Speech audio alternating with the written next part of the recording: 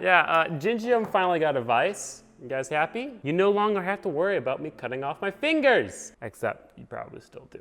I told you guys that when I finished the truck, I was gonna buy a vise, which is why I'm actually gonna put this vise back in the box and return it, because I just got the news that the truck build is taking a turn for the worst and is really only gonna get harder from here. And we've had a big delay and it's not anywhere close to being over. So let me just go ahead and sit you guys down right here. We'll talk about the problem and then we'll talk about the solution, if there is one, which I don't know if there is. As many of you guys know, in the last video, we dropped the truck off at the shop that was going to be making the new exhaust manifolds for it. The 1UZ is just so big in that tiny truck that the stock exhaust manifolds, they weren't gonna clear. No matter what we did, we weren't gonna be able to fit them in with the steering rack and everything that was going on there. I got a message today from the shop, and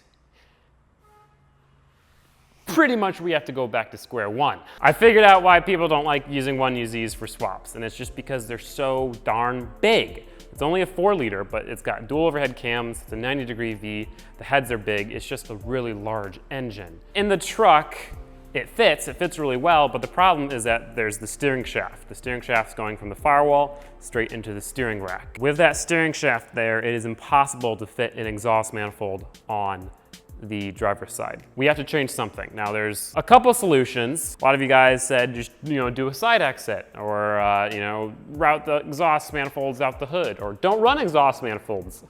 Not a good idea. A couple of you guys also suggested moving the engine into the back of the truck. I don't think you get it. The specific problem is that the steering shaft is lining up exactly with an exhaust port. So there's only 3 inches between the exhaust port and the steering shaft, which isn't enough to fit an exhaust manifold. And since the steering shaft is right in front of the exhaust port, you can't route it around the steering shaft or anything. It's right there. You have to make it small enough so it fits in between. And where the engine is mounted, where the steering shaft is mounted, it won't work. The problem with this issue is that the only way to fix it is to pretty much redo something that I did. It requires just taking it all back out, and just Adrian, who is doing the work on the truck now, said he literally needs like ½ an inch. That's it. That's it.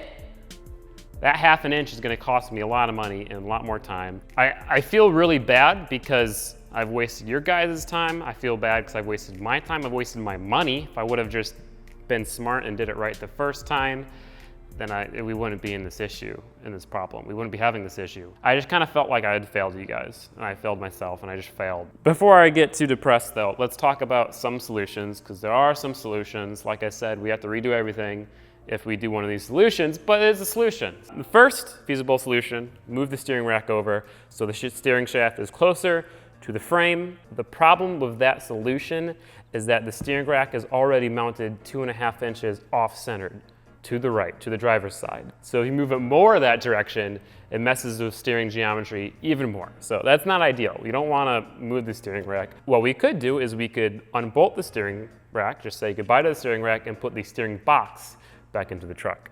Problem with that is that the shock towers are in the way of the steering box, and it won't clear the 1UZ oil pan. So if we did that, we'd have to get a new oil pan made for the 1UZ. We'd have to remake the shock towers. The next option would be to move the engine up and over more. In order to get enough room for the exhaust manifolds, we would probably have to move it up 1 inch or 2 and make an entire new trans tunnel. Pretty much the last feasible solution is to do a completely custom steering shaft. Instead of it going straight from the steering rack to the thing on the firewall, it would kind of do like an S around the frame and then up. And that would have enough room for the exhaust manifolds. All of these solutions require the engine to be removed. All of these solutions require more fabrication, more parts, more money, and a lot more time. At this point, I don't really want to do any of this stuff myself. I gave it a shot a couple of times, and I just want it done properly and as quickly as possible now. We've been talking back and forth. We think the best option is to just make a new steering shaft, a custom steering shaft. That way we can keep the Miata steering rack, which we worked hard to get because it's nice. Although I don't really know. I don't know if it feels good. I don't know if it's worth it to do all this effort to keep the steering rack because I haven't driven it yet. But like I said, going back to the steering box, that would be just as much work. Every option has just as much work, so the best option is to keep all the engine where it is, keep everything where it is, and just make a steering shaft. I'm not good at planning, I'll give you that, but I did kind of plan this build. I budgeted everything out. I made sure I have enough money for the engine, the wiring job, everything's already paid for, and now I'm out of money. I really don't have the funds as of now to do any of these options. And this is one thing that really bugs me. I know a lot of people assume that if you're a YouTuber, you have money. And I'll admit, I probably make more money than a large majority of people my age. But the problem is that this is a business, and in order for my business to succeed, I have to reinvest in it. I am buying new cameras, new tools. I'm buying parts for all these builds. I'm coming up with these cool builds. I'm buying materials for the builds, the metal, the shielding gas, the wire for the welder. I am paying for this big shop. I'd say that probably about 75% of my earnings goes straight back into the YouTube channel to continue making videos. And the remaining 25% goes to making me survive, food, rent. I totally live from paycheck to paycheck. At the end of the month, I'm out of money, and then I get paid, and then I spend it all again, and et cetera, et cetera. But I wanna make it clear that I love this. I love the fact that I'm able to do this every day of my life, and I'm able to do my dream. If I could continue doing this for the rest of my life, not making a single penny, but doing what I love, I would 100% be down. The reason why I'm explaining this and telling you guys that I don't have a ton of money is because I feel like a lot of people have this expectation that YouTubers can just pull anything out of their pocket because they have so much money, they can just fix any solution, do this, do that, or do this. Because some YouTubers do have a ton of money. I'm not one of those YouTubers, so I can't do crazy things like putting the engine in the back of the truck. I can't just throw money at a problem and fix it. So in order to get the money to be able to fix this issue with the truck, what we're gonna do is remove this bad boy right here, this supercharger. I'm doing this because I'm planning on doing an engine swap with this thing in the future, or a chassis swap with this thing in the future. So I'm gonna be selling this supercharger and this motor anyway. I wanted to wait to sell it until I was ready to do the project so I could sell this and it would fund the new engine or the new car or whatever I'm gonna use. But here we are now. I need the money. That supercharger, it's worth a decent amount. This supercharger will more than pay for fixing the truck, finishing the truck, I hope. I'm hoping after we sell this thing, I'll have a little bit of money left over to pay off some loans for the trailer and for this camera. We'll have to do some interesting things because we're gonna have a big hole in the hood and there's not gonna be an intercooler there or a supercharger. I don't know, we'll figure it out. But that's pretty much it for this video, guys. I just wanted to give you an update. I'm gonna be honest, I'm kind of worried.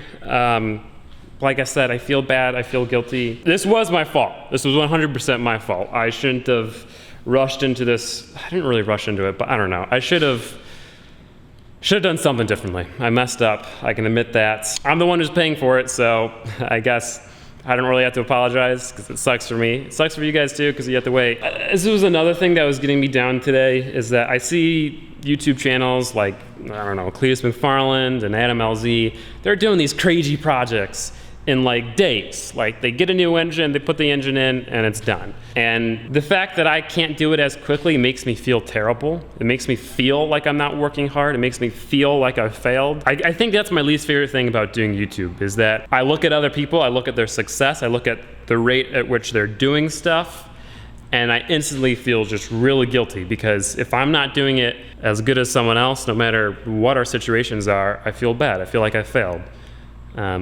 And I guess I just have to remind myself that I can't do everything. I'm still here, working hard, trying to build these awesome things by myself with no previous knowledge. I think that's the one thing that makes this channel a little bit unique compared to some other ones. We don't have a ton of money. We don't have a ton of knowledge. We don't have a ton of people working here. It's just me. It's just me doing stuff and learning along the way. And hopefully that inspires some of you guys. Like, you don't have to have a ton of money. You don't have to have ton of people helping you to get cool projects built. But this is getting really off topic. It went from being a depressing thing about my truck not working to now a motivational video. So I'm just gonna end it here. If you have any questions, I'd love to answer them. I want to be completely transparent as possible with you guys. So ask some questions down in the comment section below. I'll answer the top comments. If you do want to support the channel, you can buy some air fresheners. We've got a couple left. This week, we're gonna go ahead, get the Rally Miata running, enjoy the supercharger one more day, and then start tearing it apart. It should really only take a day to bring it back to stock, so that's good. Then I can sell that, finish the thing, get the truck finished. So yeah, Thank you guys for watching. See you guys next time. Peace out. Goodbye.